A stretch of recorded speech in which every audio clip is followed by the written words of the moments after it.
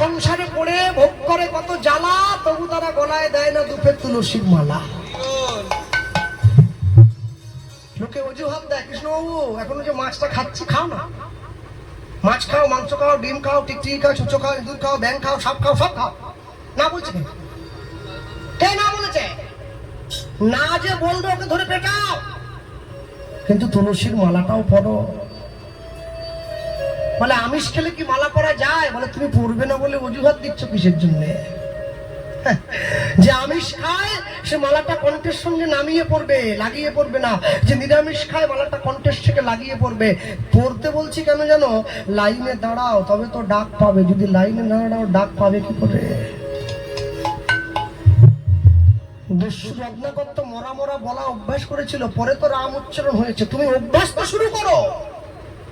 অভ্যাস যদি না শুরু করো তুমি বলবে কি করে?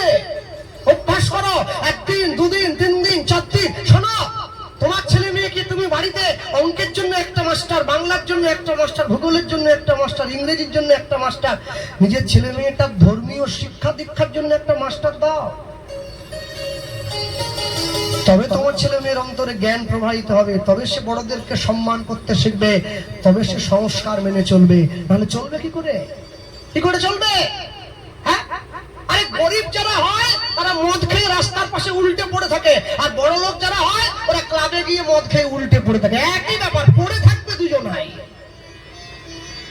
দুটোই পড়ে থাকবে, অসুবিধা কিছু? পড়ে থাকতে দুজনকেই হবে। তফাৎ কি জানো? মদ যদি 1 লক্ষ টাকাও হয় না, ওটা সবার সামনে বসে খাওয়া যায় না, ওটা বাঁশ বনে গিয়ে খেতে হয়। আর দুধ যদি 10 টাকা কিলো হয়, ওটা সবার সামনে বসে খাওয়া যায়। এইটা হচ্ছে মদের থেকে দুধের তফাৎ।